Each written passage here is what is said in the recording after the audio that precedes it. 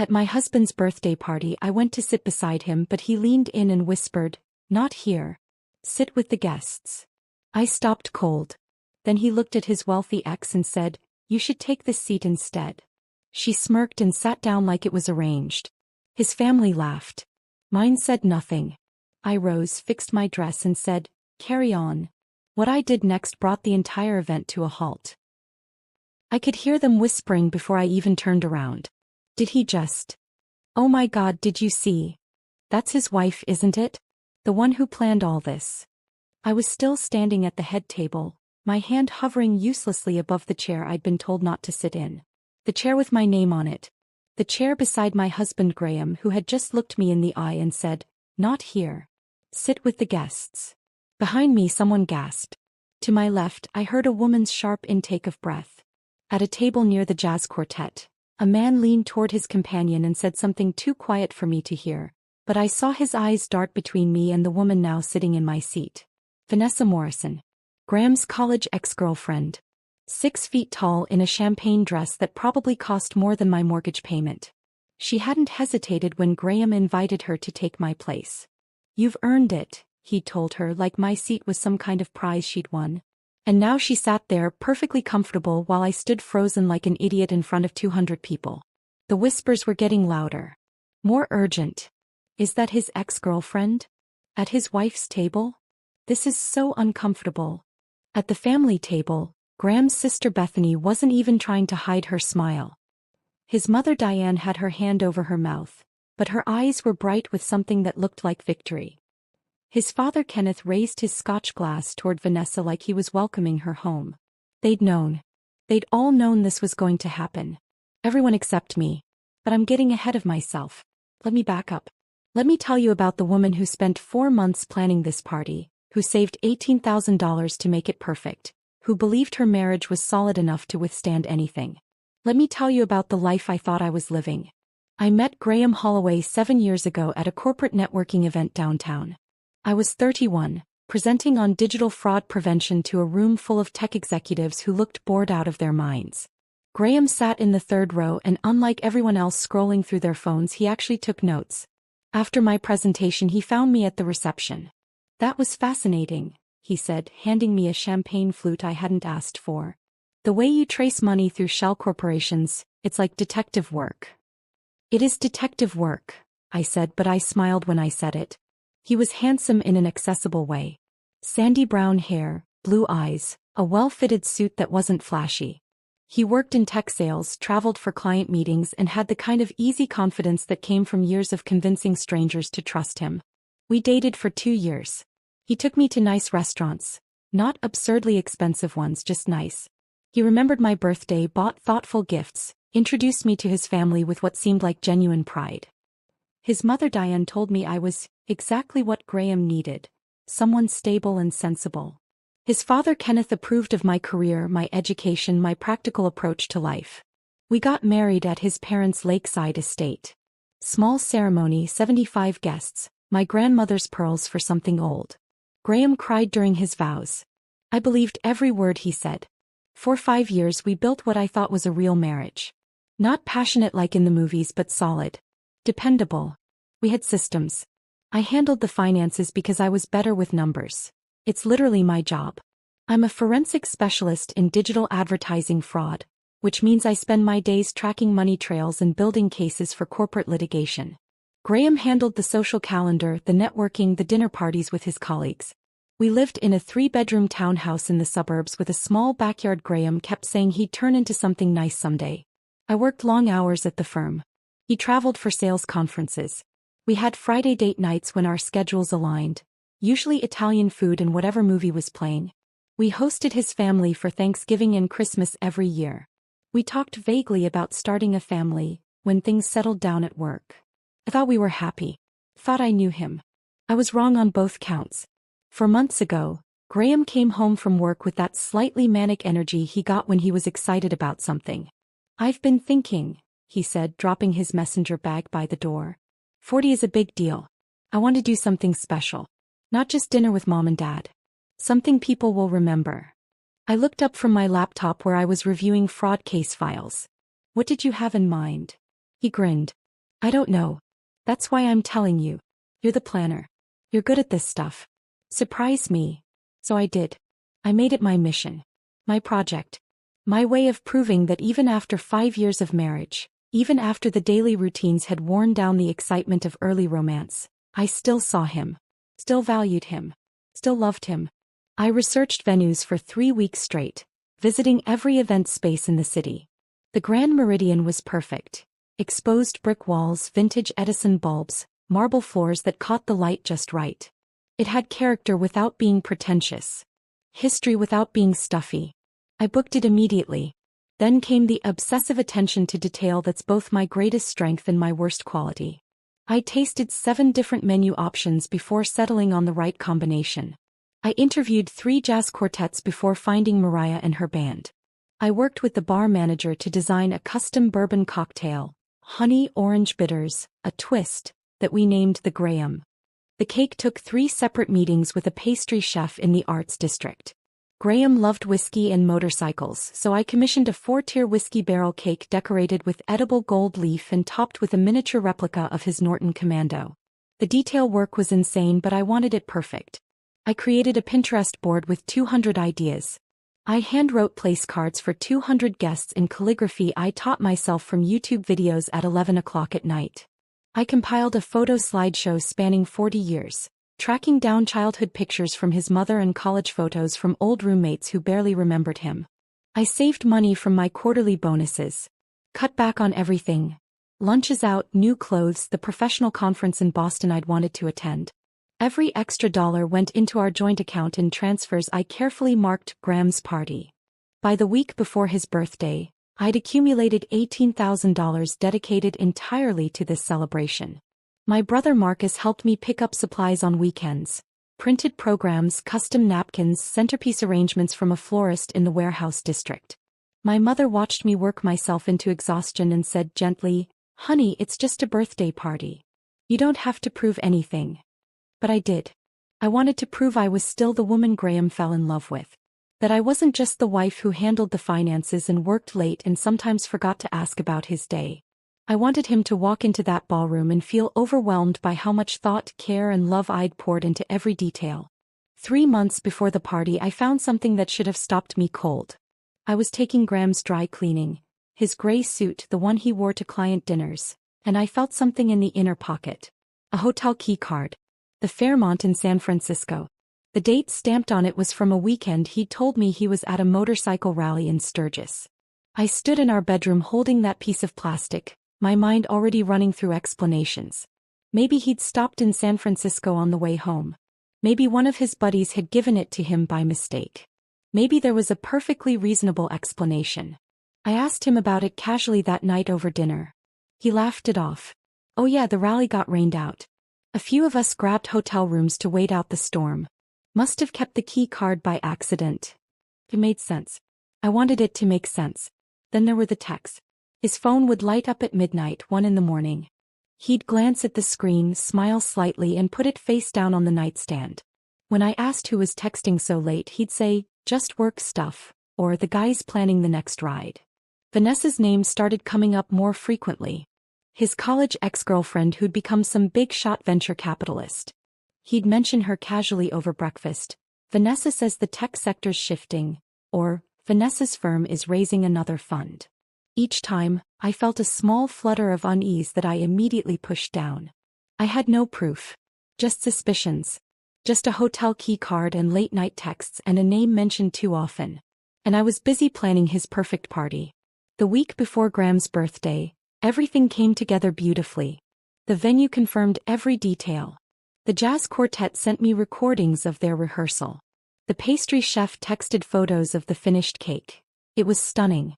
I'd coordinated travel arrangements for out-of-state family, confirmed RSVPs from 200 guests, and created the photo slideshow that would play during dinner. I worked late every night that week, balancing my fraud cases at work with party logistics. My inbox was full of vendor confirmations, seating chart revisions, last-minute menu adjustments. Marcus helped me pick up the programs from the printer. My mother asked if maybe I was overdoing it. But I felt energized. Purposeful. This party was my gift to Graham. Tangible proof that I saw him, valued him, loved him. The night before the event, I laid out my emerald green dress. The one I'd bought specifically for this party. The one that made me feel confident and beautiful instead of like the forensic specialist who spent 12 hours a day analyzing spreadsheets. I paired it with my grandmother's pearl necklace, the one she'd given me a week before she died, telling me it would bring luck and love. I stood in front of our bedroom mirror practicing my smile. Tomorrow 200 people would see Graham and me together. They'd witness the celebration I'd created for him. They'd understand that we were solid. Happy. Tomorrow he'd remember why he married me. Tomorrow everything would be perfect. I believed that completely. Even with the hotel key card hidden in my jewelry box. Even with the late-night texts I'd been ignoring. Even with Vanessa's name coming up just a little too often.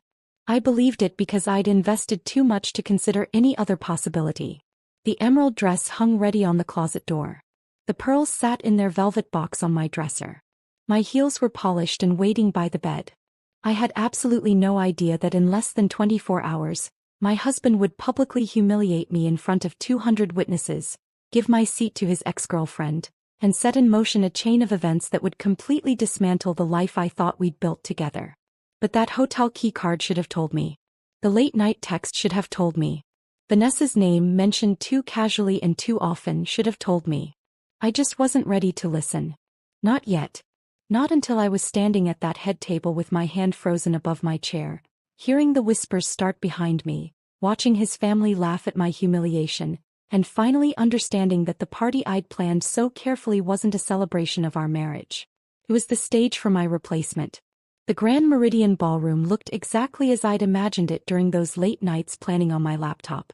Edison bulbs hung in perfect rows across the exposed brick ceiling, casting warm amber light that made everything look softer, more romantic. The white linens on each table were crisp and gleaming.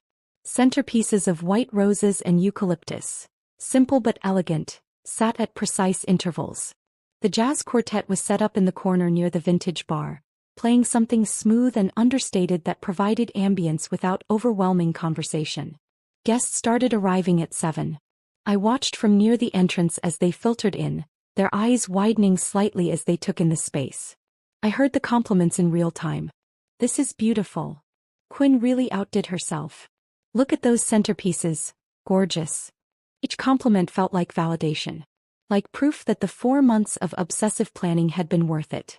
I moved through the crowd in my emerald dress, greeting people, accepting hugs from Graham's colleagues, making small talk with his college friends I'd met a handful of times over the years. Everyone was impressed. Everyone kept telling me what an incredible job I'd done. Graham worked the room like he always did at these things, confident, charming, shaking hands and laughing at jokes. He looked handsome in the tailored navy suit I'd bought him for our 5th anniversary last year. His hair was freshly cut. His shoes were polished. He was playing the part of the gracious birthday honoree perfectly. For the first hour everything felt right. Better than right. It felt like success. I caught his eye once from across the room. He was talking to someone from his sales team, but he looked over at me and winked. Actually winked. My heart lifted. This was good. We were good. The party was bringing us together, reminding us of what we had. I started to relax. Started to let myself enjoy the evening I'd worked so hard to create.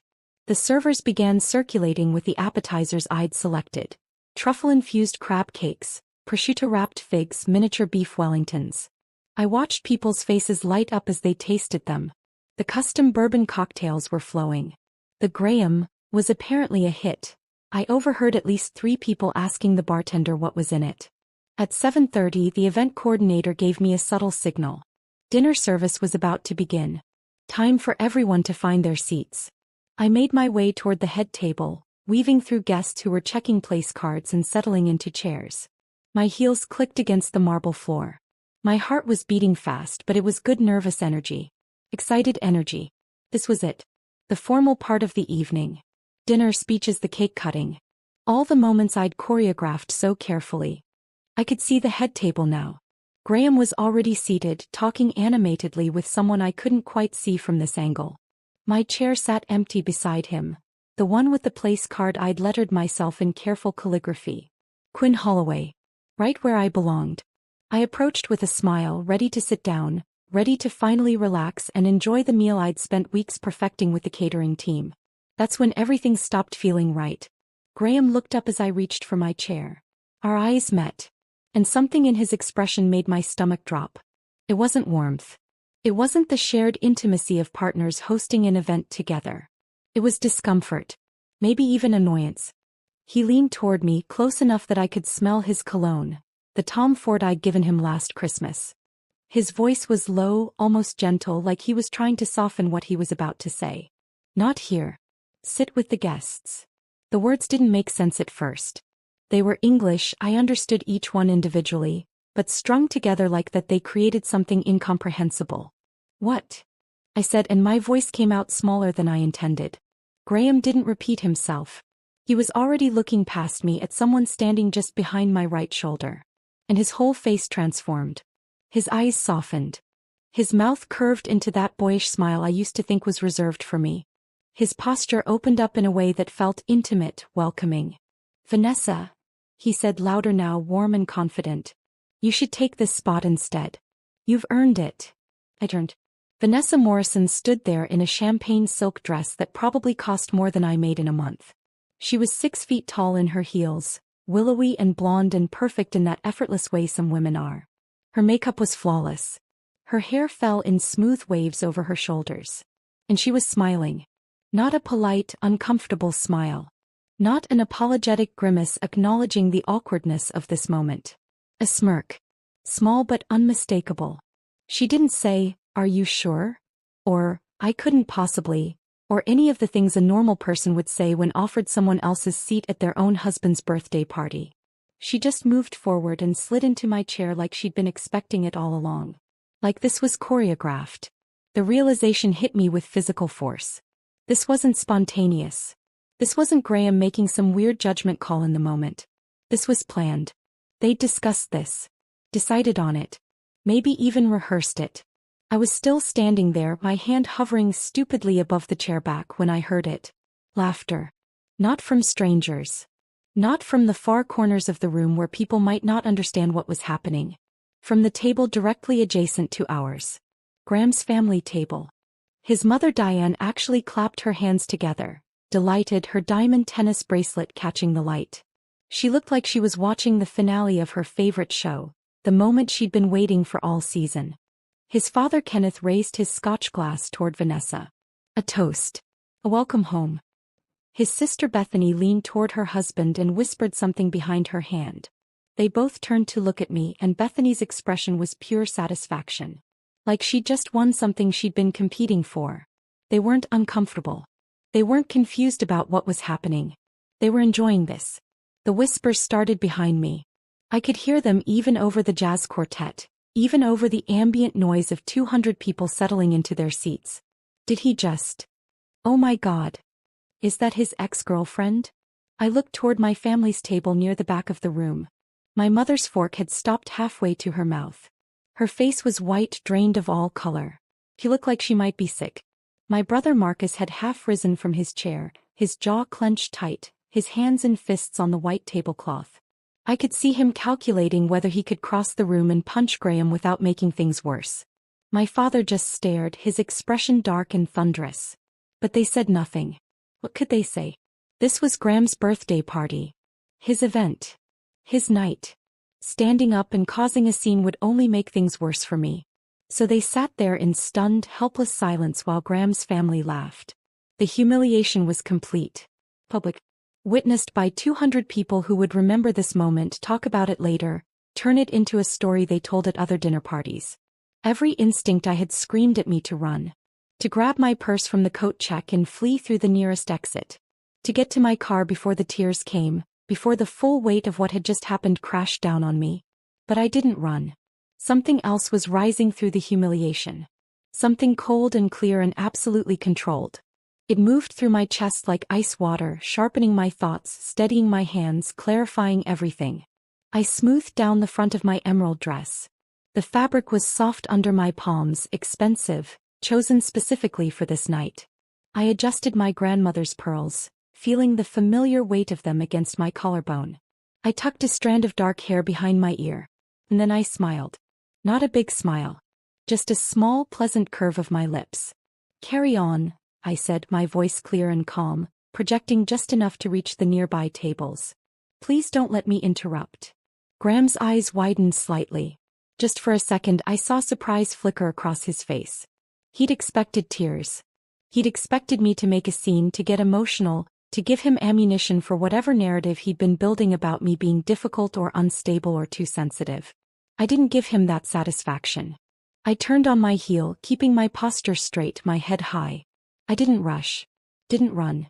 Just walked at a normal, unhurried pace toward the ballroom doors. People parted to let me through. I could feel their eyes following me.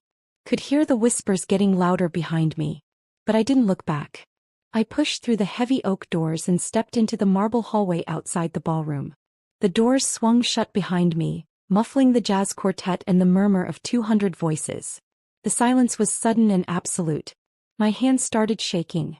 The adrenaline I'd been suppressing flooded my system all at once. My heart pounded so hard I could hear it in my ears. But my mind stayed razor-sharp and crystal clear. Because Graham didn't know something. Something I'd been keeping to myself for 3 months, ever since I found that hotel key card. I hadn't just been planning his birthday party. I'd been investigating him. And I had proof of everything. I pulled out my phone with shaking hands and leaned against the cool marble wall of the hallway. The Grand Meridian's foyer was empty except for a coat check attendant who was studiously pretending not to notice the woman in the emerald dress who'd just fled the ballroom.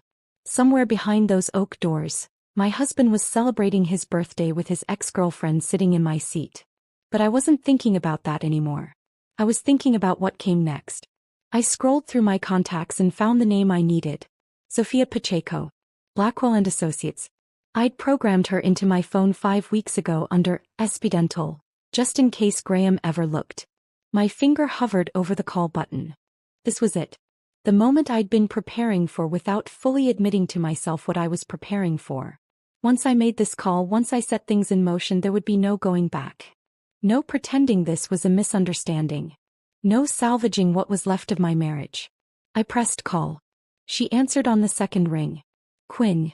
It's happening," I said, my voice steadier than I expected. "Execute Plan A." "You're sure?" Sophia's voice was calm, professional. We'd gone over this scenario twice in her office. "I'm standing in a hallway while my husband celebrates with his mistress in my seat at the party I planned." "Yes, I'm sure." "Hey. I'll file the papers first thing Monday morning. In the meantime, document everything that happens tonight. Photos if possible. Witnesses. I want a clear record of the public humiliation." "Understood." "Quinn." Sophia's voice softened slightly. "Are you okay?" Was I okay? I was standing in a marble hallway in a dress I'd bought to make my husband proud, after being publicly replaced by the woman he'd been sleeping with for months. My hands were shaking. My heart was racing. I could feel the weight of 200 people's pity settling onto my shoulders. "I will be," I said. I hung up and made my second call. Marcus answered immediately. "I'm coming out there." "No. Stay where you are. I need you inside in about 15 minutes. Just be visible. Let them know I have family here who saw everything." "Quinn, what he did." "I know. I know exactly what he did. And I know exactly what I'm going to do about it. Just trust me." 15 minutes. I could hear the reluctance in his silence, but finally he said, "Okay. 15 minutes. Third call. Jennifer Liu. The Grand Meridian's events manager and my former college roommate who owed me a significant favor from when I'd helped her sister avoid a predatory business loan 3 years ago. "Jen, it's me." "Oh honey, I saw." "I'm so sorry." "Don't be sorry. Just tell me you're ready." Pause. Then quieter. "Are you sure about this? It's going to cause a scene." "That's the point." "Hey. Give me your signal and I'll make it happen." Fourth call. This one was going to be interesting. I dialed American Express Fraud Protection. A automated system answered, asking me to describe my concern. "I need to report suspicious use of a corporate credit card for personal expenses," I said clearly. The system transferred me to a live person. A woman with a crisp, efficient voice. "This is Amanda with Fraud Protection. Can you describe the suspicious activity?" "A corporate card issued by Morrison Capital Holdings has been used to pay for personal event expenses." Specifically, a private birthday party at the Grand Meridian Ballroom. The cardholder is Vanessa Morrison, and I believe this constitutes embezzlement of corporate funds for personal use. I could hear typing on the other end. And what is your relationship to the cardholder or the corporation? I'm the wife of the person whose party was funded with the corporate card. I have receipts showing the deposit was made from Morrison Capital Holdings business account. More typing. I'll need you to email documentation to our fraud investigation department. But based on what you're describing, we can flag the account immediately for investigation.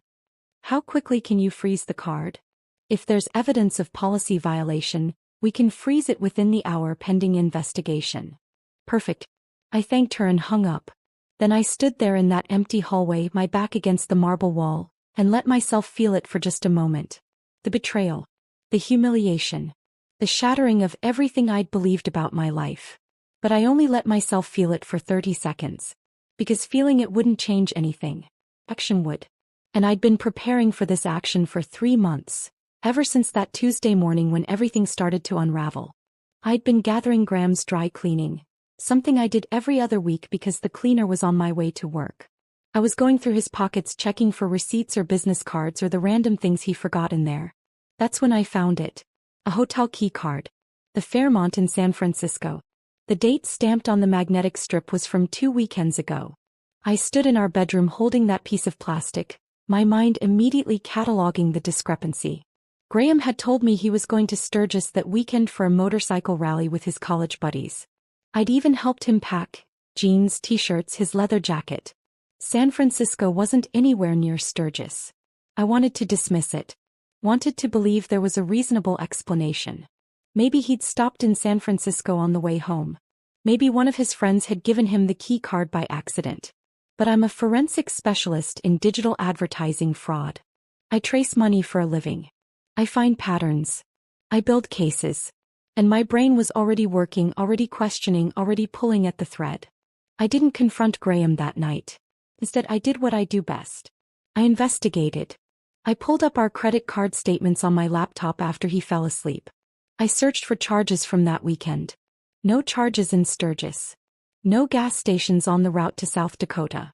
No hotel charges there. But there were 2 charges at the Fairmont in San Francisco. Both hotel rooms. Adjoining. Booked under Graham's name on his corporate card. 2 rooms. I took screenshots. Saved them in a password-protected folder labeled, Tax Documents 2019, that Graham would never think to open. Then I started looking deeper. I went back through 6 months of credit card statements. I found patterns. Weekend trips that didn't quite line up with what he'd told me. Dinner charges in cities he claimed not to have visited. Hotel rooms. Always 2 rooms. Always adjoining when I cross-referenced the booking numbers. Someone was traveling with him. Someone who required their own room to maintain appearances. 2 months before the party, I was doing my monthly review of our joint bank account. Something I'd done for years as part of managing our finances, when I saw something that made my blood run cold. A wire transfer. $25,000. From Morrison Capital Holdings, Vanessa's company. The memo line said Party Fund. I stared at that screen for a full 10 minutes, my coffee going cold beside me. Graham hadn't mentioned this. We'd been saving $18,000 for his party. Money from our regular income, my bonuses, our joint savings. Why would Vanessa deposit $25,000 into our joint marital account? I traced the transaction using the forensic tools I had access to through work. The transfer came from Morrison Capital Holdings' corporate operating account, not Vanessa's personal account. It was categorized as a business expense. A birthday party as a business expense. I checked the date of the transfer against Graham's calendar. It coincided exactly with a business trip he'd taken to Seattle 3 weeks earlier. I pulled hotel records using access I probably shouldn't have used for personal reasons, but I was past caring about protocols. 2 rooms at the Four Seasons in Seattle. Same dates. Booked under different names but charged to the same corporate card. Always 2 rooms. Always the same pattern. I started documenting everything. Every trip. Every charge. Every discrepancy. I built a spreadsheet with dates, locations, amounts. I cross-referenced his calendar against credit card charges against hotel bookings. The picture that emerged was breathtaking in its consistency. For 8 months, Graham had been traveling with Vanessa. They'd been careful. Separate rooms, business justifications, corporate cards to avoid our joint accounts. But they'd left a trail. They always leave a trail. And then one night about 6 weeks before the party I found the messages. Graham had an iPad he used occasionally for reading news articles and watching videos in bed. Years ago he'd set it up to sync with our shared iCloud account. Mostly so family photos would automatically appear on all our devices. He'd forgotten about that setting. I hadn't. One night while he was in the shower I opened my laptop and accessed the message history from his iPad. What I found made my stomach turn. Months of messages between Graham and Vanessa. Starting casual and professional, gradually becoming flirtatious, then intimate, then explicit. Then planning. They talked about our future together. About Vanessa's new fundraising and how they needed to keep things quiet until the timing was right. About how to handle the Quinn situation after the party. The Quinn situation. That's what I was to them. A situation to be handled. I read message after message, watching my marriage dissolve in iMessage bubbles. The party will be perfect, Vanessa had written. A way to introduce us publicly without making it seem sudden. I just need to get through it without Quinn making a scene, Graham had replied. Then we can file quietly. Make it clean. Your family already knows, Vanessa wrote. They're on board. His family knew. They'd all known. They were all in on it. The party I was planning wasn't a celebration of Graham's birthday. It was a stage for my replacement. A public debut of their relationship. A way to transition me out and Vanessa in with minimal disruption to their social circles. I screenshotted everything. Every message. Every photo. Every casual mention of their future plans. I saved it all to an encrypted cloud drive. And then I closed my laptop and went to bed beside my husband like nothing had changed. Because nothing had changed. Not yet. But it would. 5 weeks before the party, I made an appointment with Sophia Pacheco at Blackwell & Associates. She specialized in high-asset divorces and marital fraud. I brought her everything. Printed copies of messages, credit card statements, hotel records, the wire transfer documentation. She read through it all carefully, making notes, occasionally looking up at me with something like sympathy. When she finished, she sat back in her leather chair and smiled. This is airtight, she said. Community property laws mean that $25,000 deposited into your joint account belongs half to you, regardless of who put it there. And the pattern of deception, the use of corporate funds, the evidence of a sustained affair, we can use all of it. What do you recommend? I asked. Let the party happen, she said. Let him make his move publicly. Then we dismantle everything he's built using the same skills that made you good at your job. So that's what I did. I kept planning. Kept smiling. Kept playing the devoted wife. And I waited for Graham to show 200 people exactly who he really was. Now, standing in this marble hallway with my phone in my hand and my marriage in ruins, I knew the waiting was over. It was time to act. I checked my reflection in the gilded hallway mirror one last time. My lipstick had faded slightly from the champagne I'd been nursing earlier, before everything fell apart. I reapplied it carefully, a deep berry shade that complemented the emerald dress. My hands were steadier now. The initial shock had burned off, replaced by something colder and more focused. I looked composed. Professional. Like a woman who had everything under control. Good. That's exactly what I needed them to see when I walked back in there. I dropped my lipstick back into my clutch and smoothed down the front of my dress one more time. Through the oak doors, I could hear the muffled sounds of the party continuing. Jazz music. Laughter. The clink of silverware on china as dinner service began. They thought this was over. They thought I'd fled embarrassed and defeated. They had no idea what was coming. I pushed through the ballroom doors. The scene inside had shifted since I'd left. Guests were seated now, dinner plates being set in front of them by the catering staff I'd hired. The first course, a butternut squash soup with crispy sage, was making its way around the room. People were eating, drinking, talking. The party had moved on from my public humiliation like it was just an awkward moment they could politely ignore. Graham was standing at the head table now, one arm casually draped across the back of Vanessa's chair, my chair, telling some animated story to the people around him. His other hand held a glass of bourbon. He looked relaxed. Happy even. Vanessa sat beside him, laughing at whatever he was saying, her hand resting on his forearm in a gesture of casual intimacy that made my stomach turn. Nobody noticed me at first. I was just another guest moving through the ballroom. But then I walked toward the small stage where the jazz quartet had set up. Mariah, the lead singer, saw me approaching. We'd had a very specific conversation yesterday afternoon when I'd called to confirm the final details of their performance. She'd thought I was joking at first. Then she'd realized I wasn't. Now she caught my eye and gave me a subtle nod. I stepped onto the stage. Mariah handed me the microphone without a word, then signaled to her bandmates. The music cut off mid-phrase. The sudden silence was jarring. Conversations faltered. People looked up from their soup, confused.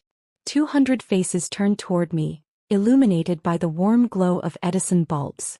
I let the silence stretch for just a moment. Let the anticipation build. Then I smiled, warm, gracious, the smile of a woman who's about to give a heartfelt toast. "Good evening, everyone," I said, my voice carrying easily across the ballroom. "I'm Quinn Holloway, and for those of you who don't know me, I'm Graham's wife." I paused, letting that word land. Wife. Present tense. "I want to thank you all for coming tonight to celebrate Graham's 40th birthday. It means so much to both of us to see you here, especially those of you who traveled from out of state. Your presence makes this night truly special." Scattered applause. Uncertain smiles. People weren't sure where this was going yet. At the head table, Graham had gone very still. Vanessa's hand had slipped off his forearm. "As most of you know, I planned this entire celebration," I continued, my tone light and conversational. "I spent 4 months coordinating every detail because I wanted Graham's milestone birthday to be perfect. The venue, the menu, the music, that beautiful cake you'll get to enjoy later. Every single element was chosen with care." More nods. A few people glanced at Graham, then back at me. Of course, planning an event of this scale requires significant resources. The Grand Meridian doesn't come cheap. Neither does a live jazz quartet or premium bar service for 200 people, or a custom whiskey barrel cake with edible gold leaf. I was still smiling. Still pleasant. Like I was just making polite small talk about party logistics. The total cost came to $43,000.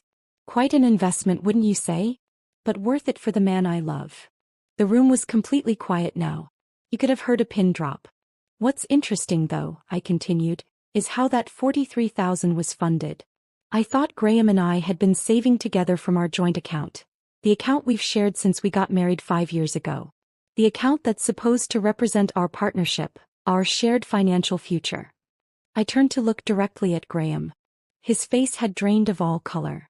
"But when I reviewed our bank statements, and I do that regularly, it's kind of what I do for a living, I discovered something fascinating. Only $18,000 came from our actual savings. The other $25,000 was deposited 6 weeks ago via wire transfer from Morrison Capital Holdings." Gasps rippled through the crowd. Several people turned to look at each other, confused. "For those keeping track," I said, "Morrison Capital Holdings is Vanessa Morrison's venture capital firm.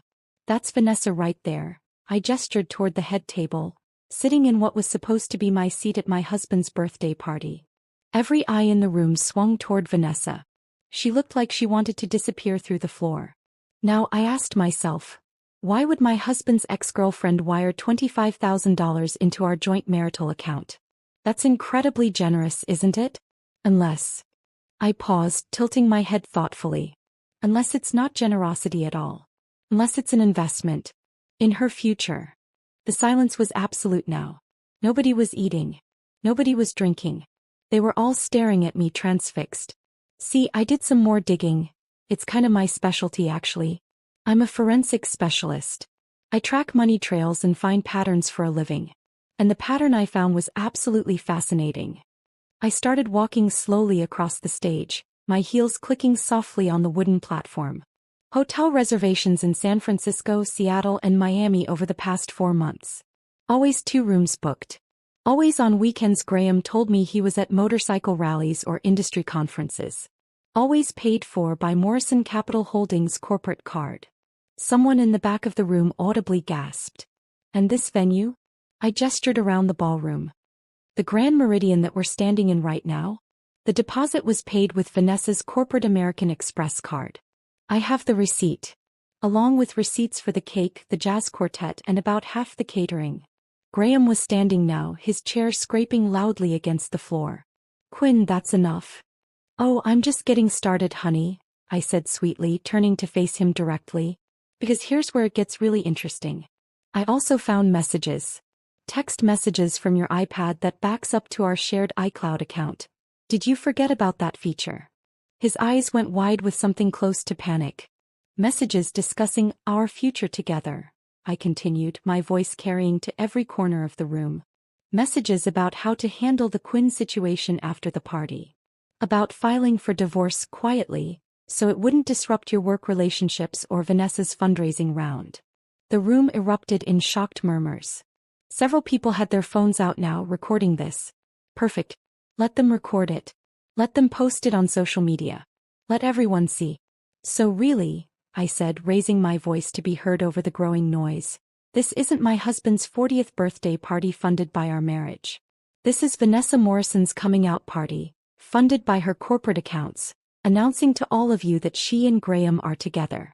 And I, the actual legal wife, was just supposed to sit in the guest section and watch it happen. Quietly.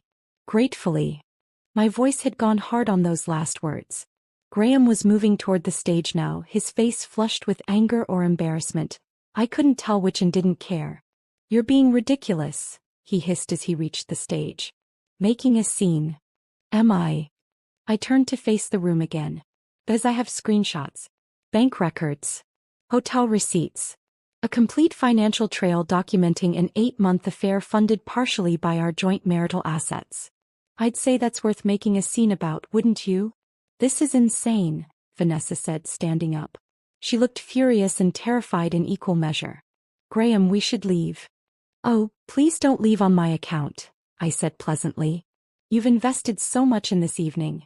$25,000, plus the venue deposit, plus all those hotel rooms. You should stay and enjoy it." I glanced at my watch. Right on schedule. Although, actually, you might want to leave in the next few minutes. Because there's about to be a problem with the payment. As if on cue, Jennifer appeared at the ballroom entrance. She'd changed into her professional events manager blazer and had her tablet in hand. She looked appropriately distressed. "I'm so sorry to interrupt," she said, her voice carrying across the now silent room, "but we have an urgent issue with the billing for tonight's event. The credit card used for the deposit has been reported for fraudulent use." The timing was perfect. Flawless. Vanessa's face went white. "What? That's impossible." "Is it?" I asked, turning to her with mock concern. "Because I called American Express Fraud Protection about 45 minutes ago. I had some questions about whether a corporate card issued for business expenses can legally be used for personal events. Turns out it can't. It's actually considered embezzlement if the expenses aren't business-related." I let that word hang in the air. Embezzlement. "And I'm fairly certain," I continued, "that your board of directors would agree my husband's birthday party doesn't qualify as a legitimate business expense for Morrison Capital Holdings." The color drained from Vanessa's face completely. Her venture capital firm was in the middle of raising a major new fund. I'd done my research. A whiff of financial impropriety could tank the whole thing. "You can't do this," she breathed. "I already did. Your corporate card is frozen pending investigation. Which means the venue deposit, all the advance payments to vendors. Everything is now in dispute." Jennifer stepped forward, playing her role perfectly. "I'm afraid if we can't confirm valid payment in the next 30 minutes, we're required by our insurance to shut down the event immediately. Health department regulations prohibit us from continuing food and beverage service when there's a payment dispute." Chaos erupted. Graham grabbed my arm hard enough to hurt. "Fix this. Quinn, fix this right now." I yanked my arm away, my voice dropping to ice. "Fix it? The way you fixed our marriage by sleeping with your ex for 8 months? The way you fixed tonight by giving my seat to her and telling me to sit with the guests? Why exactly should I fix anything, Graham?" "Because you're being vindictive and petty." "I'm being honest," I said.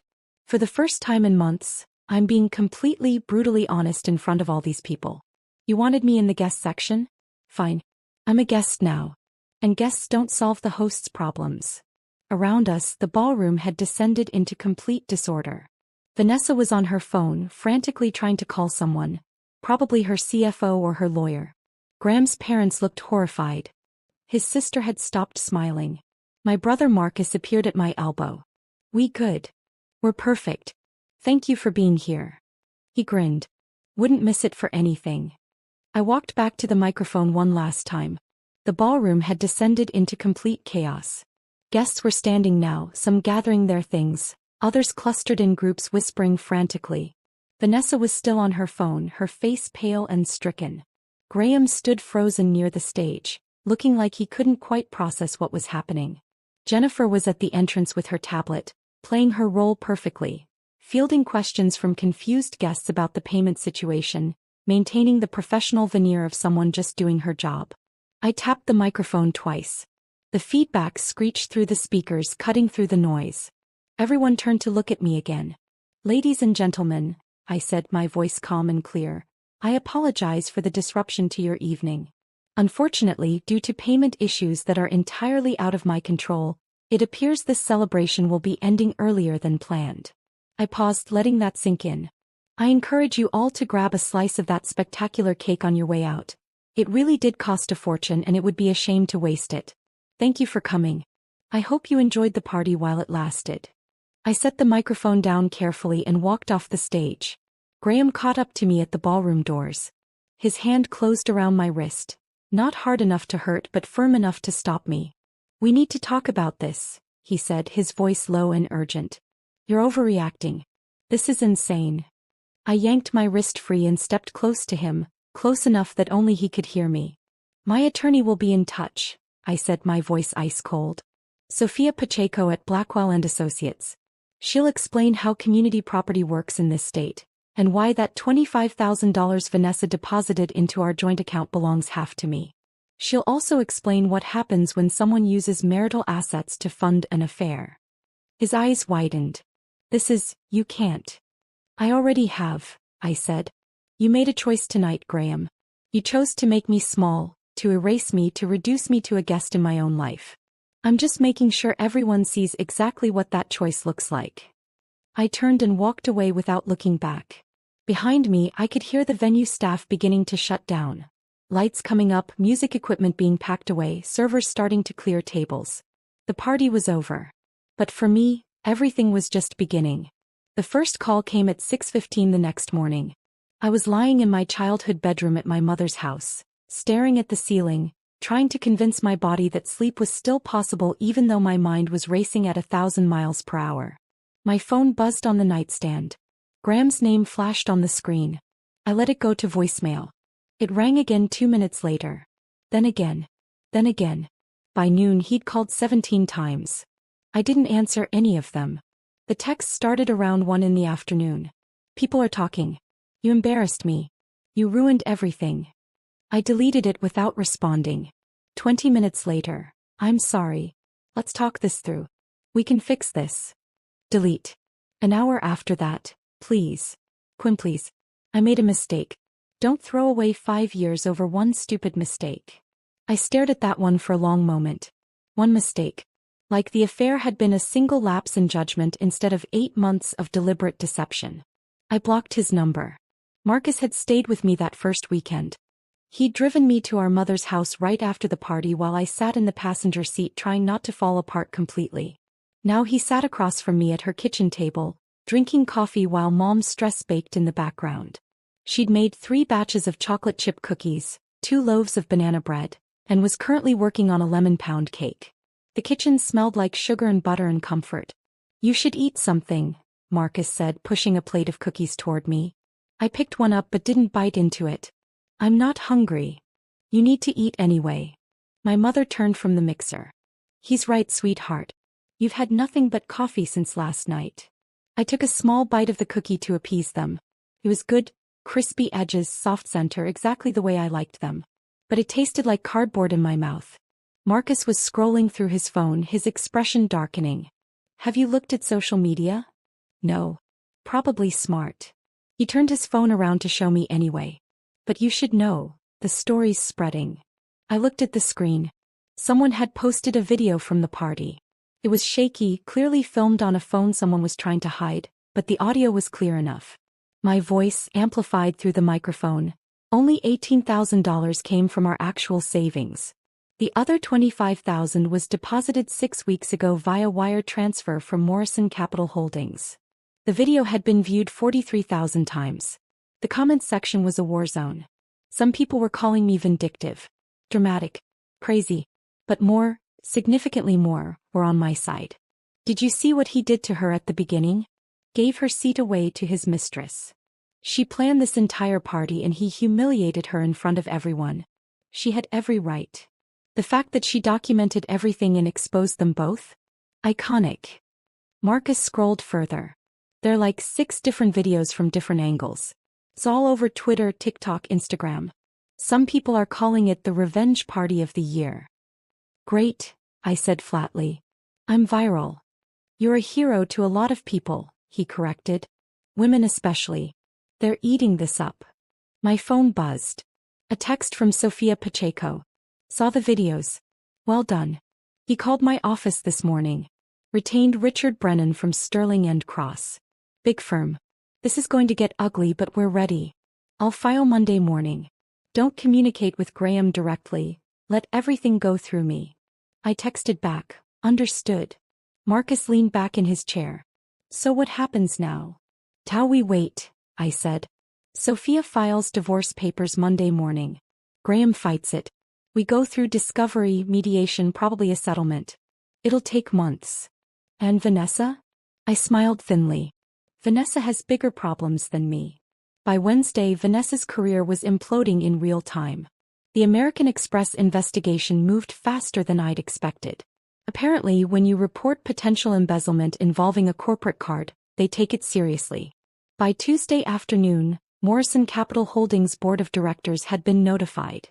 By Wednesday morning, Vanessa had been placed on administrative leave pending an internal audit. Marcus showed me the tech blog headlines over breakfast. Morrison Capital CEO placed on leave amid fraud investigation. Vanessa Morrison steps down during corporate card probe. The articles were careful with their language. Lots of alleged and pending investigation. But the damage was done.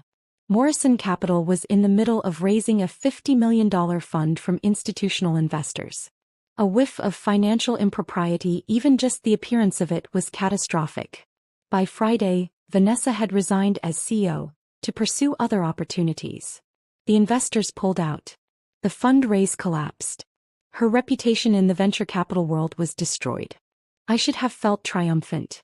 This was exactly what I'd intended when I made that call to American Express. Instead, I felt hollow. Not because I regretted it. I didn't. Vanessa had made choices. Using corporate funds for personal expenses, participating in Graham's plan to publicly humiliate me, sitting in my seat with that smirk on her face. But watching her career disintegrate in real time reminded me that this whole situation was destroying multiple lives, not just mine. Then I remembered that smirk and the hollow feeling passed. Graham's family went completely silent. No calls. No texts. Nothing. His sister Bethany, who'd laughed so hard at my humiliation, blocked me on all social media. His father Kenneth, who'd raised his glass to Vanessa like she was the prodigal daughter returning home, avoided the country club he knew I occasionally visited with my parents. But on the 6th day his mother called. Quinn, Diane's voice was stiff, formal. I think we should talk. We met at a coffee shop near her house in the suburbs. It was a small place, the kind with mismatched furniture and local art on the walls. Diane was already there when I arrived, sitting at a corner table with a cup of tea she wasn't drinking. She looked tired.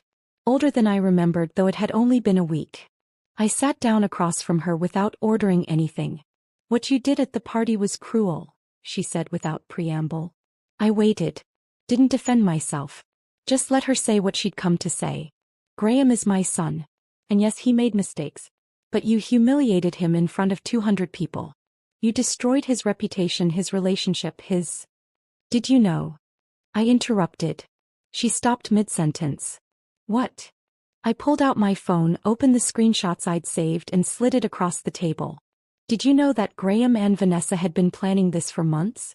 That they discussed how to handle the Quinn situation after the party? That the party I spent 4 months planning was supposed to be their public debut. Diane picked up my phone with trembling hands. I watched her face as she read through the messages. Watched the color drain from her cheeks. I didn't know, she whispered. He told us. He said you'd been growing apart. That you were too focused on work. That Vanessa was just a friend helping him with business connections. And you believed him? Yes. She looked up at me and for the first time, I saw something other than hostility in her eyes. Shame. I wanted to believe him. Vanessa was always so successful. Connected. I thought she'd be good for his career. I didn't know he was planning to leave you for her. You laughed, I said quietly. When he gave my seat away. You laughed. I know. Her voice broke slightly. I thought it was just. I don't know what I thought. That it was a joke maybe. Or that you'd agreed to it somehow. I didn't understand what was really happening until later and by then. She set my phone down carefully. I'm sorry. For laughing. For not seeing. For not questioning. I'm sorry. I nodded slowly. Thank you. We sat in silence for a long moment. What happens now? Diane asked. Now I divorce your son and move on with my life. She looked like she wanted to argue but she didn't. Instead she just nodded and stood up, leaving her untouched tea on the table. I watched her walk away and felt something shift. Not forgiveness exactly. But maybe the beginning of it. 2 weeks after the party my boss Margaret called me into her office. I'd been bracing for this conversation. Office gossip travels fast and I knew everyone at the firm had heard about what happened. I expected awkwardness, maybe some gentle suggestion that I take personal time to deal with things. Instead Margaret smiled at me. Close the door and sit down, she said. I did. I've been reviewing your case files, she began. Your work on the Pemberton fraud case last quarter was exceptional. And I heard about your personal situation, the way you documented everything, built an airtight case against your husband. I felt my face flush. I didn't mean to bring personal drama too. She held up a hand. Let me finish. We're creating a new division focused specifically on corporate fraud investigation. High-stakes cases, complex financial trails. The kind of work that requires someone who's not only technically skilled but also strategic and unshakable under pressure. She leaned forward. I want you to lead it. I stared at her. What? Significant raise. Full team under you. High-profile cases. You'd be perfect for it. Are you offering me a promotion because I exposed my husband's affair? Margaret laughed. I'm offering you a promotion because you're brilliant at forensic investigation. What you did in your personal life just confirmed what I already knew about your abilities. You're thorough, strategic, and you don't crack under pressure. Those are exactly the qualities we need for this position. The salary she quoted was almost triple what I was currently making. I accepted on the spot. Walking out of her office, I felt something I hadn't felt since before I found that hotel key card 3 months ago. Hope. The hope lasted exactly 11 days. That's how long it took for Sophia to call me with news that the first mediation session was scheduled. Next Tuesday, she said over the phone. 10 a.m. at our offices. Graham's retained Richard Brennan from Sterling and Cross. I knew that name. Everyone in the legal community knew that name. Sterling and Cross was the firm you hired when you wanted to play hardball, when you wanted to intimidate the other side into submission, when you had money to burn on aggressive litigation. That's an expensive choice, I said. Very expensive. Which tells me either Graham's more financially secure than we thought, or he's desperate enough to go into debt for this fight. I suspected it was the latter. Are we ready? We're ready, Sophia said confidently. I've got everything organized. Financial records, message screenshots, hotel receipts, the whole timeline. He won't know what hit him. The conference room at Blackwell & Associates was aggressively sterile. White walls, glass table, leather chairs that were probably expensive but felt cold and unwelcoming. Fluorescent lights hummed overhead, casting everything in a harsh, clinical glow. I arrived 15 minutes early with Sophia. We set up our materials on one side of the table. Organized folders, printed documentation, tablets with digital copies of everything. Graham arrived exactly on time with Richard Brennan. I hadn't seen my husband in person since the party 4 weeks ago. He looked different. Smaller somehow. His face was thinner with dark circles under his eyes. His suit was the same navy one he'd worn to the party, but it looked rumpled now, like maybe it hadn't been dry cleaned since. He wouldn't meet my eyes. Richard Brennan, on the other hand, was exactly what I'd expected. Late 50s, silver hair, expensive suit, confident posture. He carried a leather briefcase that probably cost more than my first car and had the bearing of someone who'd won a lot more battles than he'd lost. "Miss Holloway," he said, extending his hand across the table. "Richard Brennan. Pleasure to meet you, though I wish it were under different circumstances." I shook his hand briefly. His grip was firm, calculated to project strength without crossing into aggression. "Let's get started," Sophia said, settling into her chair with the ease of someone on home territory. Richard opened with demands, reading from a prepared list like he was ordering from a menu. Graham wanted the townhouse, half of my retirement accounts, and spousal support, specifically 3 years at $4,000 per month, because, as Richard put it, Ms. Holloway's recent promotion has significantly changed the financial landscape of this marriage. I felt my jaw tighten. He wanted spousal support. From me. After everything. Sophia didn't flinch. She'd expected this. "Interesting," she said, her voice pleasant and professional. "Let me present our counter-proposal." She slid a folder across the table to Richard. He opened it, his eyes scanning the first page. "Miss Holloway keeps the townhouse," Sophia began, as she made the down payment with inheritance money from her grandmother, premarital assets that are well documented. "We have the bank records showing the transfer from her grandmother's estate directly into Ms. Holloway's personal account 6 months before the marriage." Richard made a note but said nothing. "The joint savings are split 50-50. That includes the $25,000 deposited by Vanessa Morrison from Morrison Capital Holdings." Graham's head snapped up. That money was a gift. A gift deposited into a joint marital account becomes marital property under state community property laws, Sophia said smoothly. "Half of it belongs to Ms. Holloway regardless of the source." Richard held up a hand. "Continue. Mr. Holloway will pay Ms. Holloway alimony for 3 years at $2,000 per month, calculated based on the 5-year duration of the marriage and his pattern of financial deception during that marriage." "Pattern of deception is a strong accusation," Richard said. Sophia slid another folder across the table. This one was thicker. "Hotel receipts documenting Mr. Holloway's travel with Vanessa Morrison over an 8-month period. Credit card statements showing charges for gifts, dinners, and accommodations. And text messages from Mr. Holloway's iPad discussing plans for their future together and strategies for handling the Quinn situation." I watched Graham's face go pale. "Additionally," Sophia continued, her voice taking on an edge, "we have receipts showing that Mr. Holloway charged approximately $6,000 to his employer-issued corporate card for personal expenses directly related to his extramarital affair." Richard's expression tightened. "Corporate card fraud is a serious accusation." "It's a serious violation," Sophia agreed. "Mr. Holloway's employment contract and his company's ethics policy are quite clear about personal use of corporate resources. We have documentation of hotel rooms, dinners, and gifts charged to his corporate American Express card between January and August of this year. None of these expenses were business-related." Graham looked like he might be sick. Richard closed the folder carefully. "We'll need to review this documentation and reconvene." "Of course," Sophia said pleasantly. The mediation ended 20 minutes later with no agreement reached, but the power dynamic had shifted. Richard knew we had ammunition. Real, documented, legally actionable ammunition. As we gathered our materials, Graham finally looked at me directly. "Quinn," he started. "Don't," I said quietly. "Just don't." I walked out without looking back. 3 weeks later, my phone buzzed with a text from an unknown number. "Please. I need to see you. Just coffee. Let me explain. Graham." I stared at the message for a long time. Sophia had explicitly told me not to communicate with Graham directly. Everything was supposed to go through attorneys. Meeting him in person was probably a terrible idea.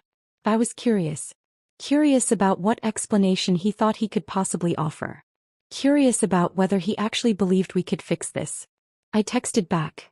"Downtown coffee house. Tomorrow. 2 p.m. 30 minutes, that's it." The cafe was busy with the afternoon rush. Freelancers on laptops. Students studying, the hiss and grind of the espresso machine providing white noise. Graham was already there when I arrived, sitting at a corner table with 2 cups of coffee in front of him. One was my usual order. Medium roast, cream, no sugar. He'd remembered. He stood when he saw me, then seemed uncertain whether he should hug me or shake my hand or just sit back down. He chose the latter. I sat across from him and wrapped my hands around the warm cup without drinking. He looked worse than he had at mediation. Unshaven. His shirt was wrinkled. His hair needed cutting. "I miss you," he said immediately, like he'd been holding the words in and they burst out the moment I sat down. "Quinn, I miss you so much. I made a terrible mistake. Vanessa and I, it's over. It was never real. You're my wife. We can fix this." I sipped my coffee and waited. "The party," he continued, words tumbling out faster now. "That was her idea. The whole thing. She wanted to make some kind of statement, show everyone we were together. I should have said no. I should have protected you. I was weak and stupid and I'm so sorry." I set my cup down carefully. "Graham, I saw the messages.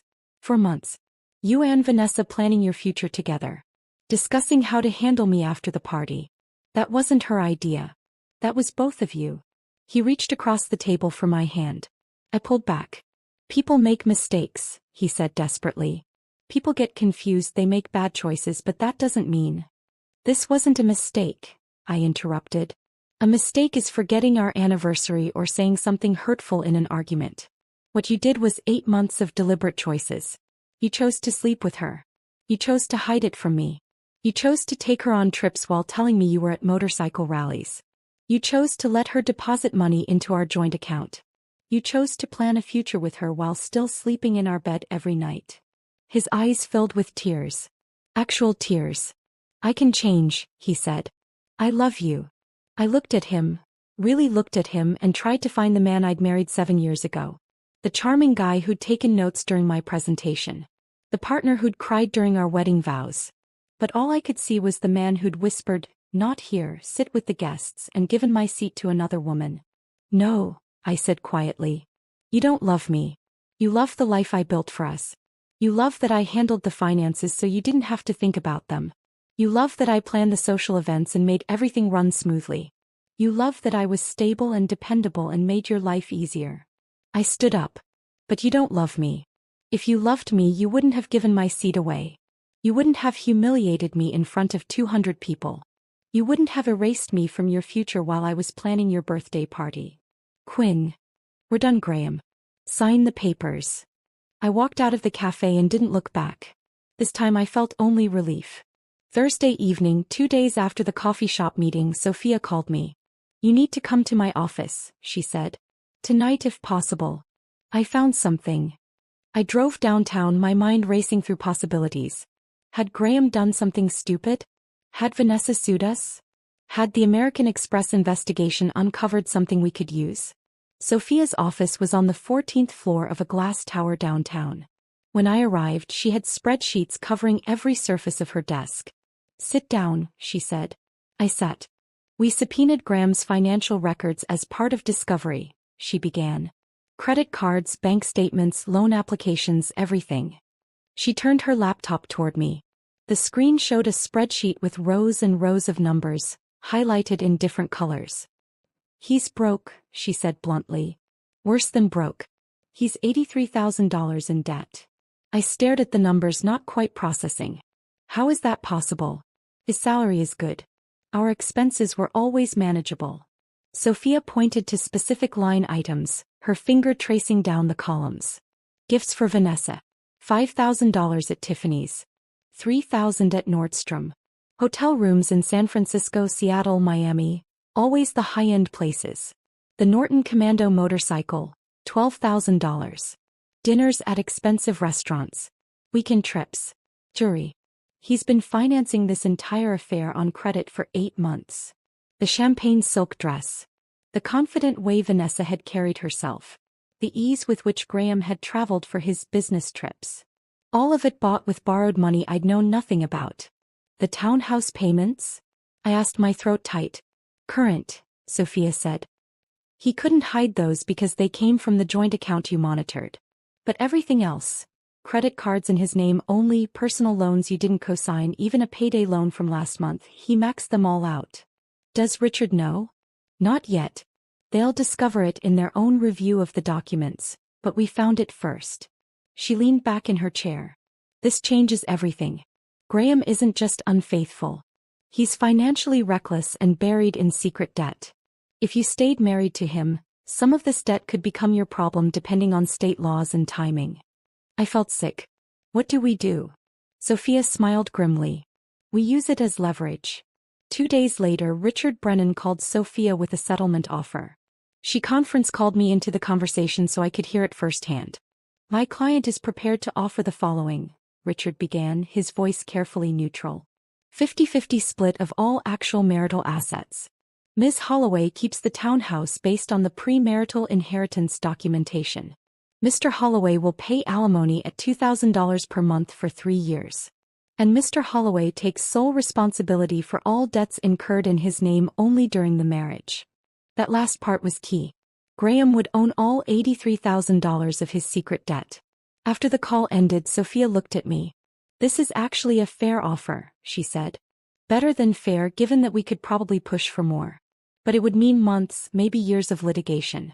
Court appearances. Depositions. Your name tied to his in public documents. More opportunities for things to get ugly. I thought about what I wanted. Did I want revenge? Did I want to drag Graham through the mud, expose every secret, make him pay in every possible way? Or did I want freedom? What do you recommend? I asked. Sophia smiled. I recommend freedom. You've already won, Quinn. You exposed him publicly. You protected your assets. You built a new career. You have a new life waiting for you. Dragging this out only keeps you tied to him. He was right. Let's take it, I said. I signed the settlement papers that night. 4 months after the party that ended my marriage, it was officially over. The ink on the settlement papers was barely dry when I started apartment hunting. I couldn't stay at my mother's house forever. As much as I appreciated her support, the stress baking, the constant offers of tea, the way she'd leave little encouraging notes on my pillow, I needed my own space. I needed to prove to myself that I could build something new from scratch. I spent 3 weekends touring apartments with a real estate agent named Patricia who didn't ask questions about why a recently divorced woman was looking for a 1-bedroom instead of trying to keep the family home. Most of the places were depressing. Cookie-cutter layouts in soulless buildings.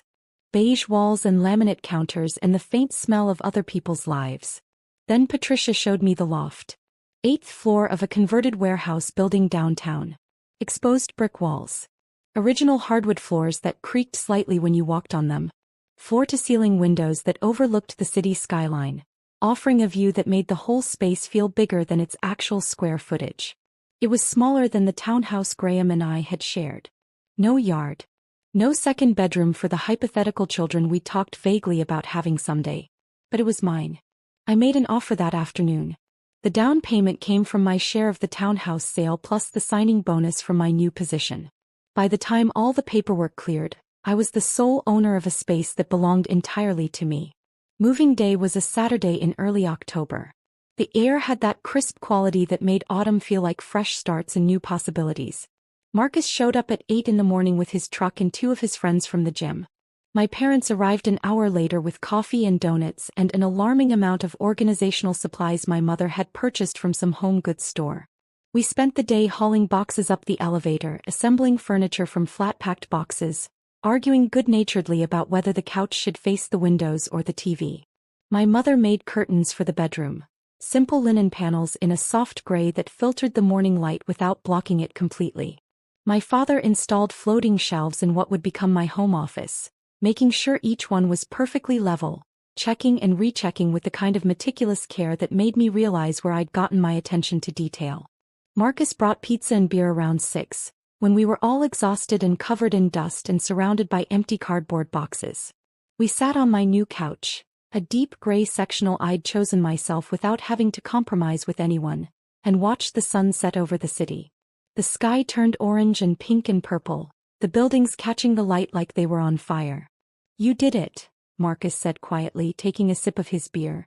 I looked around at the space. My artwork on the walls. Abstract pieces with bold colors that I'd always loved but Graham had said were too much for the townhouse. My books on the shelves organized the way I wanted them. My furniture, my choices, my life. Yeah, I said. I really did. For the first time in months, I felt something that wasn't anger or hurt or the hollow satisfaction of winning a battle. I felt peace. Work became my sanctuary. The new division I was leading, corporate fraud investigation, started with just 5 people. 3 senior analysts I'd worked with before, plus 2 new hires fresh from forensic accounting programs. We set up in a corner of the office that had previously been used for storage. I fought for better equipment, dual monitors for everyone, access to enhanced database tools, a proper conference room instead of the makeshift space we'd been assigned. Our first major case came in November. A manufacturing company suspected their CFO of embezzling funds through a network of shell companies. The board had noticed discrepancies but couldn't trace the money. That's where we came in. I assigned different team members to different aspects of the investigation. Bank records, vendor contracts, payment authorizations, travel expenses. We built a timeline spanning 3 years, tracking every suspicious transaction, every unusual pattern. The CFO had been clever. He'd hidden the money well, layering transactions through multiple accounts, using legitimate vendors as cover for fake invoices. But he'd left a trail. They always leave a trail.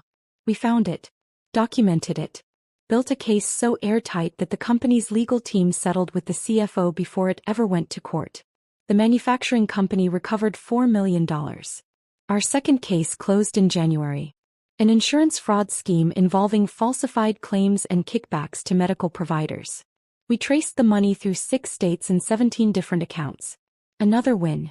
By March, my boss Margaret was presenting our division at the quarterly leadership meeting. She stood in front of the entire firm's management team and called me the future of forensic investigation at this company. Industry publications started calling. Could I speak at a conference in Chicago? Would I be interested in writing an article about pattern recognition in fraud investigation? Did I have time for an interview about building effective forensic teams? My career, which I'd always been good at but never particularly passionate about, suddenly felt like more than just a job. It felt like purpose. I was making a real impact. Catching people who thought they were too smart to get caught. Protecting companies from internal threats. Using the same skills I'd used to dismantle my own husband's deception to help other people find the truth. I was good at this. Better than good. And people were finally recognizing it. 6 months after the divorce was finalized, I stopped at a coffee shop near my office during my lunch break. It was a small place, the kind with mismatched furniture and local art on the walls and baristas who remembered your order. I'd started going there regularly, enjoying the anonymity of being just another customer instead of that woman from the viral party video. I was waiting for my latte when I saw her. Vanessa Morrison. She was sitting alone at a corner table looking at her laptop, wearing jeans and a plain sweater instead of the designer clothes I'd always seen her in. Her hair was pulled back in a simple ponytail. No makeup. No jewelry except for small stud earrings. She looked smaller somehow. Diminished. Our eyes met across the coffee shop. For a long moment we just stared at each other. Every instinct told me to grab my coffee and leave. To avoid the awkwardness, the potential confrontation, the reminder of everything that had happened. But I was tired of running from things. I picked up my latte and walked over to her table. Vanessa. She looked up at me, her expression wary. Quinn. I wasn't sure you'd speak to me. I sat down across from her without asking permission. I wasn't sure I would either. But I'm curious. What happened after everything? She closed her laptop slowly. You want the honest answer? I wouldn't have asked otherwise. She exhaled and I saw something in her face I'd never seen before. Exhaustion. Maybe even regret. I lost my firm, she said quietly. The board forced me out when the American Express investigation concluded. It didn't matter that I eventually paid everything back. The damage was done. Investors pulled out of the fundraise. Partners left. The whole thing collapsed. She wrapped her hands around her coffee cup like she needed something to hold on to. I had to liquidate everything to cover debts and legal fees. The condo, the car, the investment portfolio. I'm working as a consultant now. Small clients. Nothing like what I had before. I'm basically starting over. I should have felt satisfaction. This was exactly what I'd intended when I called American Express that night. But instead I felt something more complicated. Not quite sympathy, but recognition that her life had imploded just as thoroughly as mine had. "I'm sorry," she said, looking directly at me. "For what we did to you. For my part in it. It was cruel and cowardly. You deserved better than that." I considered her apology, weighed it against the memory of her smirk as she slid into my seat, against the months of secret planning, against the casual way she'd helped Graham erase me from his life. "Yes," I said finally. "I did deserve better. But in a strange way you gave me something unexpected." She looked confused. "Clarity," I continued. "I spent 5 years making myself smaller to fit into Graham's life. Making compromises. Ignoring my instincts. Convincing myself that stability was the same thing as happiness. You showed me exactly what that life was worth. What he was worth." Vanessa nodded slowly. "He contacted me last month." I felt a flicker of something. Not jealousy. Just curiosity. "He wanted to try again," she continued. "Said he'd made a mistake. That we were good together. That we could make it work now that the divorce was final." "What did you say?" I said no. A bitter laugh. "Turns out he wasn't the prize either of us thought he was. He's broke, desperate, and still blaming everyone but himself for how his life turned out." We sat in silence for a moment, two women who'd both been changed by the same man's choices, who'd both lost something but maybe gained something too. "Are you happy now?" Vanessa asked. "I saw articles about your promotion. Your division's success." "I am," I said, surprised to realize I meant it. "Actually happy. Not comfortable or stable or settled. Happy." "I'm glad," she said, and she sounded like she meant it too. We talked for 20 more minutes. Not as friends, we'd never be that. But as two people who'd survived the same storm and come out the other side changed. When I left, I felt lighter somehow. The anger I'd been carrying for months, the sharp edges of betrayal and hurt, had finally smoothed into something I could hold without cutting myself on it. Not forgiveness exactly, but release. 9 months after the divorce was finalized, Graham called me. The number was new, he must have gotten a different phone, but his name popped up when it rang. I almost didn't answer. I'd moved on. Built a new life. I didn't need to hear whatever he had to say. But curiosity won out. "Quinn." His voice sounded rough, tired. "I know I shouldn't call. But I needed you to know. I'm sorry. For everything. The party, Vanessa, the humiliation, all of it. I destroyed the best thing in my life." I sat down on my couch, looking out at the city skyline through my floor-to-ceiling windows and waited. "I'm in a bad place," he continued. "Financially, I mean. The debt's crushing me. I had to sell the Norton, move to a smaller place. Work's been rough. They almost fired me over the corporate card thing. And I think about you all the time. About what we had. What I threw away." There was a long pause. "Is there any chance at all, that we could try again? Start over? I've changed, Quinn. I really have." "No," I said, my voice firm and clear. "There's no chance, Graham. But what we had wasn't real. It was me making your life comfortable while you took me for granted. It was me building something while you were planning your exit. I'm not that person anymore. I've changed. Maybe you have. But it doesn't matter. I'm happy now. Actually happy. I have a career I love, a home that's mine, a life I built for myself. You taught me something valuable, Graham. I don't need you. I never did." I heard him exhale shakily on the other end. "I really messed up," he said quietly. "Yes. You did. Goodbye, Graham." I hung up and immediately blocked the new number. And I felt nothing. No anger. No sadness. No lingering attachment or what. Just complete, total indifference. He was part of my past now. A chapter that had closed. And I was fine with that. I set my phone down on the coffee table and stared at the blocked number confirmation on the screen. Graham was gone. Not just from this conversation but from my life completely. No more calls. No more texts. No more chances for him to try to pull me back into his orbit. I walked to the floor-to-ceiling windows of my loft and looked out at the city. It was late afternoon, the sun starting to dip toward the horizon, painting the buildings in shades of gold and amber. 2 years had passed since the party that ended my marriage. 2 years since I stood in that ballroom and watched my husband give my seat to another woman. 2 years since I'd walked out with my head high and dismantled everything he'd built. And in those 2 years I'd built something entirely new. Sunday mornings became my favorite time of the week. I'd wake up slowly without an alarm in a bedroom that was entirely mine. No compromises about the duvet cover or whether the curtains should be blackout or sheer. My mother had made simple linen panels in soft gray that filtered the morning light without blocking it completely. I'd make coffee in my kitchen. A real espresso machine I'd bought myself, not the basic drip coffee maker Graham had insisted was good enough. I'd learned to pull shots that were actually decent with proper crema and everything. Then I'd sit on my gray sectional couch with a book or my laptop or sometimes just the view, watching the city wake up below me. This particular Sunday morning, 2 years and 1 month after the divorce, I sat with my coffee and a croissant from the bakery downstairs, reading an article in Forbes. Rising Stars in Corporate Fraud Prevention, the headline read. My photo was on page 3. Professional headshot, confident smile. The caption identifying me as Director of Corporate Fraud Investigation at one of the city's top forensic firms. The article talked about our division's success rate, the high-profile cases we'd closed, the innovative techniques we'd developed for tracking financial irregularities across complex corporate structures. It quoted me saying, "Fraud leaves patterns. Our job is to recognize those patterns before they become catastrophic." I set the magazine down and looked around my loft. My life looked nothing like I'd planned when I was married to Graham.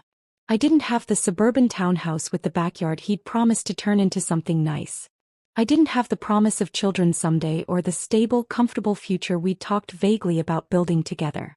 But I had things I didn't even know I needed. Autonomy. The ability to make every decision about my life without consulting anyone or compromising or making myself smaller to accommodate someone else's preferences. Respect. From my colleagues, from my team, from the industry professionals who now sought my opinion on complex cases. Purpose. Work that felt meaningful instead of just a job I was good at. And peace. Real peace, not the fragile stability I'd mistaken for happiness during my marriage. My division had grown from 5 people to 12. We handled cases across 3 states now. I'd been promoted twice more since that initial jump to division director. My salary had tripled, then quadrupled. I'd traveled for work. Boston for a conference on financial ethics, Chicago for a major case involving healthcare fraud, Denver for a speaking engagement at a forensic accounting summit. Cities I'd never have visited in my old life, where Graham's sales conferences and motorcycle rallies dictated our travel schedule. It made new friends. Real friends, not just couples we socialized with because they were Graham's colleagues or business contacts. There was Jennifer from the book club I'd joined, a literature professor who introduced me to authors I'd never have discovered on my own. We met every Thursday evening at a wine bar downtown to discuss whatever we were reading. There was Keisha from the financial literacy nonprofit where I volunteered twice a month, teaching low-income women how to manage their money and recognize predatory lending practices. She was a social worker with a wicked sense of humor and an encyclopedic knowledge of the best restaurants in the city. My family was closer than ever. I had brunch with my parents every other Sunday at a cafe near their house. My mother had stopped stress baking and started oil painting, creating abstract pieces that now hung in my loft. My father had retired and taken up woodworking, building me a beautiful desk for my home office. Marcus and I texted almost daily. Stupid memes, article recommendations, updates about our lives. He'd met someone, a woman named Stephanie who worked in urban planning, and watching him fall in love reminded me that good relationships existed. Partnerships built on respect and honesty instead of deception and gradual erasure. You seem lighter, my mother had told me at brunch last week. Happier. More like yourself than you've been in years. He was right. I started dating again 18 months after the divorce was finalized. The first few attempts were disasters. Awkward coffee dates with men who talked about themselves for 45 minutes straight. Dinner with a lawyer who spent the entire meal checking his phone. Drinks with a software engineer who asked if I was really a director or if that was just a courtesy title. I almost gave up. Then I met David Park at a conference on financial ethics in Boston. I was presenting on pattern recognition in corporate fraud. He was in the audience taking notes in an actual notebook instead of on his phone or laptop. After my presentation, he approached me at the reception. "That was fascinating," he said, handing me a glass of wine I hadn't asked for but accepted anyway. "The way you traced that embezzlement scheme through the shell companies, elegant work. We talked for 3 hours. About forensic accounting, about healthcare fraud cases he'd worked on, about the intersection of ethics and investigation, about everything and nothing. When the reception ended, we exchanged numbers. Our first real date was 2 weeks later at a small Thai restaurant near my loft. David was soft-spoken, thoughtful, with dark eyes and a dry sense of humor that snuck up on you.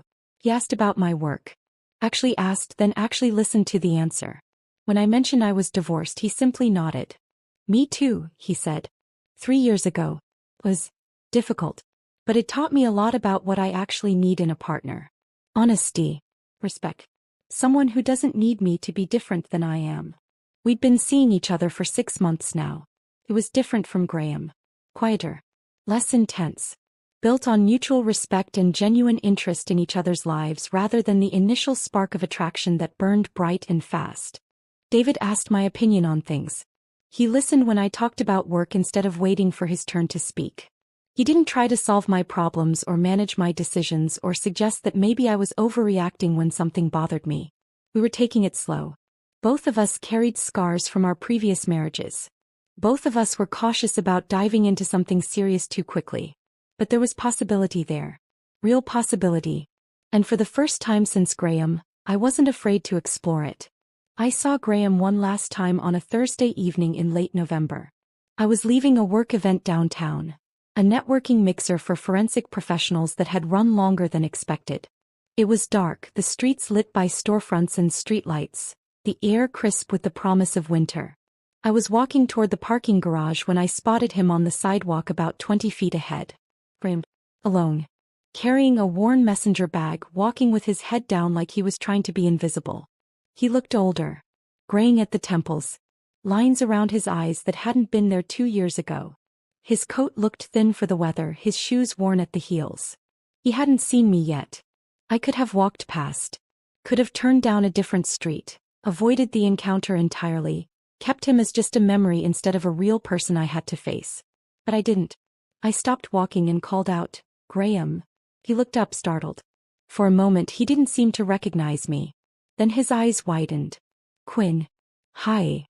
We stood there on the sidewalk while people flowed around us. Commuters heading home, couples out for dinner, the normal rhythm of city life continuing regardless of our awkward reunion. "How are you?" I asked. The question was more from politeness than genuine interest, but I asked it anyway. "Okay. Working for a smaller firm now. Still in sales. It's fine. Different but fine." He glanced at me, really looked at me for the first time. Taking in my tailored coat, my confident posture, the leather portfolio bag I carried, the general air of someone who had their life together. "You look good," he said. "Really good." "Thank you. I'm doing well." Silence stretched between us. Uncomfortable.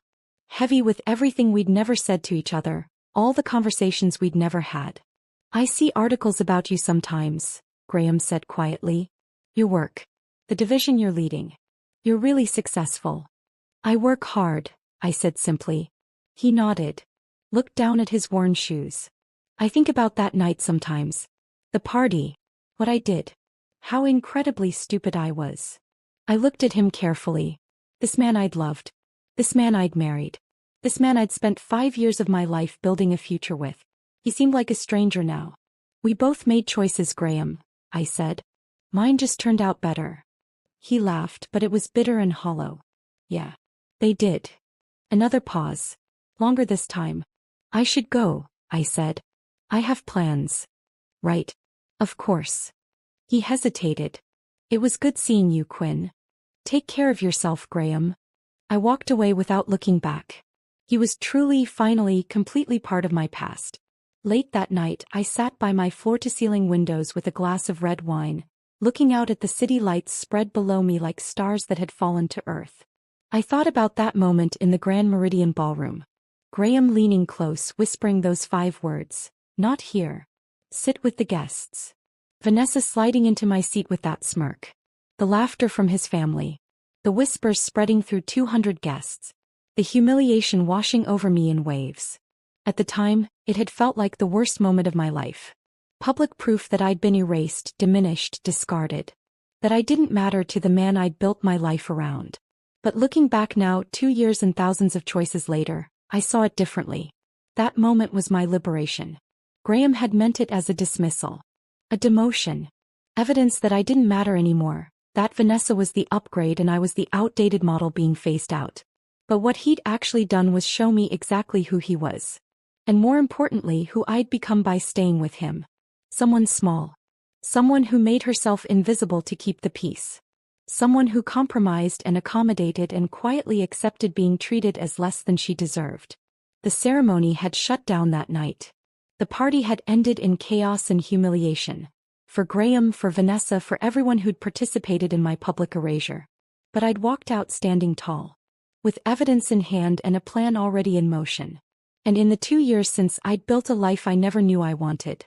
A life where I didn't make myself small for anyone. Where I made my own choices without compromise. Where I was respected and valued and recognized for my actual abilities instead of my willingness to accommodate. I was successful. Independent. Genuinely, deeply happy. The reserved seat Graham denied me wasn't a rejection. It was a gift. It forced me to stand up, to demand better, to walk away from a life that was slowly erasing me one compromise at a time. Yes, I lost my marriage that night. But I found myself. And that trade was worth everything. I took a sip of wine and smiled at my reflection in the dark window. The woman looking back at me was someone I recognized now. Someone I was proud to be. Someone who would never ever sit in the guest section again. If this story of calculated revenge had you holding your breath, smash that like button right now. My favorite part was when Quinn exposed the $25,000 wire transfer in front of 200 witnesses. What was your favorite moment? Drop it in the comments below. Don't miss more powerful stories like this. Subscribe and hit that notification bell so you never miss an upload.